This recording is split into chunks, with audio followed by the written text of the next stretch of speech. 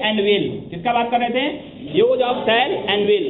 तो हम बताएं शैल का प्रयोग जो होता है आई और वी के साथ होता है, आई और वी के साथ होता है। जैसे सेंटेंस बोले हैं I shall play, I shall write, I shall walk, we shall read, we shall be good student. देखिए हम पहले बात बताए हैं कि अगर कोई व्यक्ति कुछ होने वाला होता है तो उसके साथ शैल बी का प्रयोग होता है और विल बी का प्रयोग होता है। बताए थे शैल बी और विल बी का प्रयोग होता है। जैसे तुम घर जाओगे तो हम लोग क्या लिखे? तुम के साथ यानी यू के साथ हम लोग विल का प्रयोग करते हैं। ही सी इट के साथ हम लोग किसका प्रयोग करते हैं? विल का प्रयोग करते हैं। और समझेंगे यहाँ पर विल का प्रयोग करते हैं, दे के साथ भी विल का प्रयोग करते हैं। एक व्यक्ति का नाम रहेगा, नेम ऑफ ए पर्सन रहेगा, तब भी हम लोग किसका प्रयोग करते हैं? विल का प्रयोग करते हैं। राम एंड मोहन, एक से अधिक व्यक्ति भी जब रहेगा तो हम लोग किसका प्रयोग करते हैं?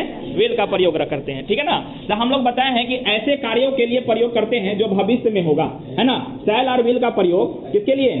शैल और विल का प्रयोग ऐसे कार्यों के लिए करते हैं जो भविष्य में होगा, जो भविष्य में होगा ऐसे कार्यों के लिए हम शैल और विल का प्रयोग करते हैं। बात समझेंगे। जैसे हम एक बात लिखे हैं कि शैल का पास्ट टेंस जो होता है वो शुड होता है और विल का पास्ट टेंस जो होता है वुड होता है। क्या होता है? शुड और वुड। जैसे हम एक डायरेक्ट स्पीच में सेंटेंस दिए हैं I said to Khushbu she will come school on time. तो यहाँ पर देखेंगे तो हम इसका इनडायरेक्ट डायरेक्ट स्पीच से इनडायरेक्ट स्पीच में चेंज किए हैं या डायरेक्ट नरेशन से इनडायरेक्ट नरेशन में चेंज किए हैं। तो I told Khushbu that she would come school on time.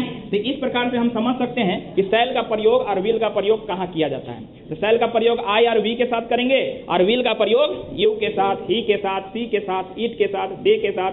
Single person का नाम रहेगा, जैसे राम रहेगा, मोहन रहेगा, जैसे तुम लोग का नाम रहेगा, मेरा ही नाम रहेगा। मैं बोलेंगे रितेश सर घर जाएंगे तो Ritesh sir will go to home. जैसे बोलेंगे सविता घर जाएगी तो Savita will go to home. इस प्रकार के सेंटेंस हम लोग बोल सकते हैं। ठीक है।